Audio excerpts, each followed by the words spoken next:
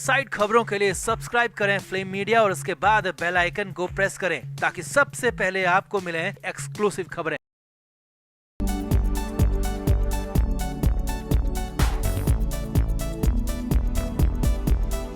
महाराष्ट्र में नई सरकार के मंत्रियों के लिए अब बंगलों का आवंटन शुरू हो चुका है, यानी कि हर मंत्री को अलग अलग बंगले मिल रहे हैं जिसमें वो अगले 5 साल तक रहेंगे। अब मालाबार हिल्स में स्थित रामटेक बंगले को लेने के लिए कोई भी तैयार नहीं है। जी हाँ, इस बंगले को मनहूस बंगला और भूतिया बंगला भी कहा जा रहा है। जानकारी के मुताबिक राजस्व मंत्री चंद्रशेखर बावनकुले को ये बंगला दिया गया है, लेकिन बावनकुले ने इस बंगले में रहने से साफ साफ इनकार कर दिया। उन्होंने साफ साफ कह दिया कि वो किसी भी कीमत पर इस बंगले में नहीं रहेंगे, नहीं तो उनकी जान को खतरा हो जाएगा। जी हाँ, इस मनहूस बंगले को लेकर कहा जाता है कि जो भी मंत्री इसमें रहा है या तो वो किसी केस में फंसकर जेल चला गया या फिर उसकी जान ही चली गई। तो आपको भी इस मनहूस बंगले से जुड़ी पूरी हिस्ट्री दिखाते हैं। आप भी वीडियो को शेयर करें और अपनी राय कमेंट बॉक्स में जरूर दें।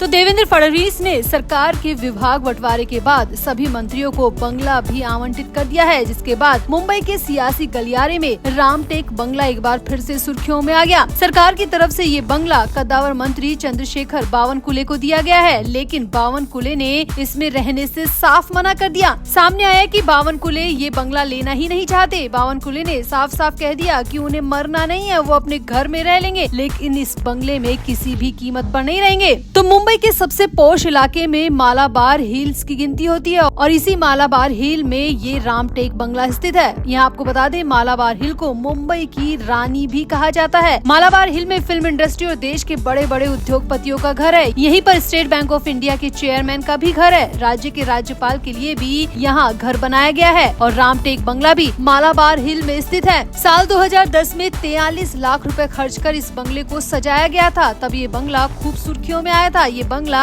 8,857 वर्ग मीटर में फैला हुआ है, बेहद आलीशान बना हुआ है, लेकिन फिर भी इस बंगले में कोई भी मंत्री रहने को तैयार नहीं है, क्योंकि इस बंगले का इतिहास ही कुछ ऐसा है। अब सवाल ये उठ रहा है कि चंद्रशेखर बावनकुले आखिरकार इस आलीशान सी फेसिंग बंगले को लेना क्यों नहीं चाहते, इतनी पॉश इलाके में क्यों नहीं लेना चाहते। तो आधिकारिक तौर पर इसको लेकर अभी तक कुछ नहीं कहा गया, लेकिन बंगले को पनौती होना ही सबसे बड़ी वजह बताई जा रही है। इस बंगले में अब तक जितने भी मंत्री रहे उनकी कुर्सी बिल्कुल भी महफूज नहीं रही। फहरिस्त में विलासराव देशमुख से लेकर दीपक केसरकर और गोपीनाथ मुंडे का नाम भी शामिल है। कहा जाता है इस बंगले में रहने वाले मंत्रियों की या तो मौत हो जाती है या फिर वो किसी भी केस में फंसकर जेल पहुंच जाते हैं। तो बंगले का इतिहास भी आप जान लीजिए। तो साल 1993 में शरद पवार महाराष्ट्र के मुख्यमंत्री बनाए गए। कैबिनेट में लातूर विधायक विलासराव देशमुख को भी शामिल किया गया। देशमुख को सरकार में राजस्व और मेडिकल एजुकेशन जैसे बड़े विभाग दिए गए। बड़े विभाग मिलने की वजह से देशमुख को रामटेक बंगला आवंटित किया गया, क्योंकि ये सबसे पॉश इलाके में सी फेसिंग बंगला है। अब वे इसमें रहने भी गए, लेकिन 1995 में उनके साथ बड़ा खेल हो गया। 1995 में देशमुख खुद की ही सीट हार गए। इसी साल शरद पवार की सरकार भी चली गई। विलासराव देशमुख की मौत भी अचानक हो गई थी। लीवर और किडनी फेल होने की वजह से उन्होंने बहुत कम उम्र में अपनी जान गंवा दी थी। अब दूसरे नंबर पे बात करें तो साल 1995 में गोपीनाथ मुंडे को ये बंगला आवंटित किया गया था। मुंडे सरकार में डिप्टी सीएम थे। डिप्टी सीएम का बंगला होने की वजह से ये बंगला खूब सुर्खियों में रहा, लेकिन 1999 में बीजेपी शिवसेना की सरकार चली गई। मुंडे भी इसके बाद राजनीतिक नेपथ्य में चले गए। 1999 के बाद 2014 में उन्हें केंद्र में मंत्री पद मिला, लेकिन गोपीनाथ मुंडे की भी 3 जून 2014 को सड़क हादसे में अचानक मौत हो गई। अब 1999 में विलासराव देशमुख और सुशील कुमार शिंदे की सरकार में छगन भुजबल डिप्टी सीएम बनाए गए। रामटेक बंगला भुजबल को अलॉट किया गया। 2003 में तेलगी केस में भुजबल बुरी तरह फंस गए और उन्हें कुर्सी बीच में ही छोड़नी पड़ी। इसके बाद साल 2010 में भुजबल फिर से मंत्री बनकर महाराष्ट्र में लौटे। इस बार भी उन्हें ये बंगला आवंटित किया गया, लेकिन 2014 में कांग्रेस एनसीपी की सरकार चली गई। भुजबल पर ईडी का शिकंजा कस गया और उन्हें जेल जाना पड़ा। इसके अलावा बात करें साल 2014 में देवेंद्र फडणवीस की सरकार में एकनाथ खड़से को भी यही रामटेक बंगला आवंटित किया गया था। खड़से सरकार में कद्दावर नेता थे। खड़से कुछ ही दिन इस बंगले में रहे और उसके बाद उन पर भ्रष्टाचार के आरोप लग गए। 2019 में खड़से का का टिकट भी कट गया। उद्धव ठाकरे की सरकार में छगन भुजबल को ये बंगला अलॉट हुआ, लेकिन सरकार ही 2 साल चल पाई। इसके बाद एकनाथ शिंदे की सरकार में दीपक केसरकर को भी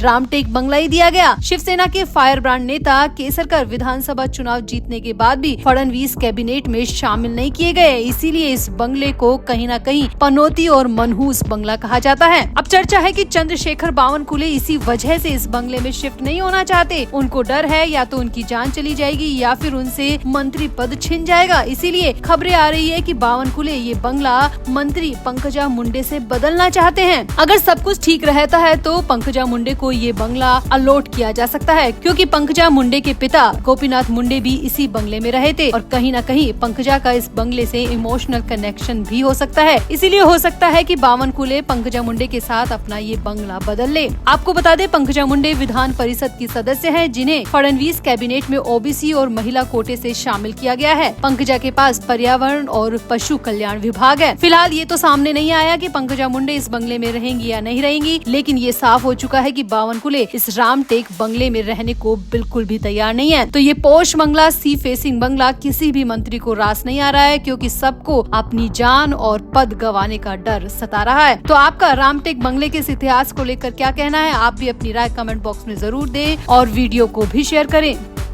तो महाराष्ट्र में चुनाव के बाद उद्धव ठाकरे की पार्टी और कांग्रेस ने चुनाव आयोग पर खूब सवाल उठाए थे। दावा किया गया था कि गलत वोटिंग दिखाई जा रही है, वोटिंग बढ़ा चढ़ाकर बताई जा रही है ताकि बीजेपी को फायदा पहुंचाया जा सके। यही नहीं, उद्धव ठाकरे और उनकी पार्टी के नेताओं ने तो ईवीएम मशीन पर भी सवाल उठाए थे और महाराष्ट्र में 50 सीटों का जिक्र किया था, जिस पर इलेक्शन कमीशन में कई खामियां उद्धव ठाकरे और कांग्रेस की तरफ से निकाली गई थी। लेकिन अब चुनाव आयोग ने एक सीट पर जाँच के बाद 70 पन्नों का विस्तृत जवाब कांग्रेस और उद्धव ठाकरे को भेजा है और उद्धव ठाकरे और कांग्रेस के सभी दावों को झूठा करार दिया है। चुनाव आयोग ने बताया कि महाराष्ट्र की 50 विधानसभा सीट पर जुलाई से नवंबर तक 50,000 वोटर जोड़ने की कांग्रेस और उद्धव ठाकरे की शिकायत पूरी तरह गलत है। ऐसा नहीं हुआ है। हमने एक सीट का ब्यौरा चेक किया है। जुलाई से नवंबर तक 50,000 वोटर जोड़े गए, लेकिन सिर्फ 6 विधानसभा सीटों पर, न कि पूरे महाराष्ट्र में। यहाँ आपको बता दी कि उद्धव ठाकरे और कांग्रेस ने दावा किया था कि वोटिंग कम होने के बावजूद ज्यादा दिखाई जा रही है, वोटर टर्नआउट में बदलाव किया जा रहा है, अचानक ज्यादा वोटिंग दिखाई जा रही है। इसका सबूत देते हुए कांग्रेस और उद्धव ठाकरे के पार्टी के नेता नजर भी आए थे और 4 से 5% वोटिंग बढ़ाकर दिखाए जाने के चुनाव आयोग पर गंभीर आरोप लगाए थे। अब चुनाव आयोग ने इसका भी जवाब दिया है। आयोग ने कहा है कि वोटर टर्नआउट में बदलाव असंभव है, क्योंकि उम्मीदवारों के एजेंट के पास फॉर्म 17C में मतदान खत्म होने के समय मतदान प्रतिशत का आंकड़ा दर्ज किया जाता है। कांग्रेस और उद्धव ठाकरे चाहे तो उस आंकड़े का मिलान कर सकती है। चुनाव आयोग ने पूरा डेटा कांग्रेस और उद्धव ठाकरे के यहाँ पर भिजवा दिया है। यहाँ आपको बता दें, कांग्रेस और उद्धव ठाकरे ने वोटर टर्नआउट में बदलाव और महाराष्ट्र की 50 विधानसभा सीटों में जुलाई से नवंबर तक 50,000 वोटर जोड़ने का दावा किया था। उनका दावा था कि इन 50 सीटों में से 47 सीटों पर बीजेपी के नेतृत्व वाली महायुति चुनाव इसलिए जीती क्योंकि वोटिंग में खेल किया गया। लेकिन अब चुनाव आयोग ने एक दावे की पोल खोल दी है और जवाब भी दे दिया है। यहाँ आपको बता दें कि उद्धव ठाकरे की पार्टी के नेताओं ने तो ईवीएम पर भी सवाल उठाया था, जिसका चुनाव आयोग ने जवाब दिया है। चुनाव आयोग ने कहा कि राज्य की सभी 288 विधानसभा सीटों पर 1440 वीवीपैट की पर्चियों से गिनती हुई। ईवीएम और वीवीपैट की पर्चियों की गिनती में किसी भी तरह की गड़बड़ी नहीं पाई गई है, यानी कि सारी ईवीएम सही थी।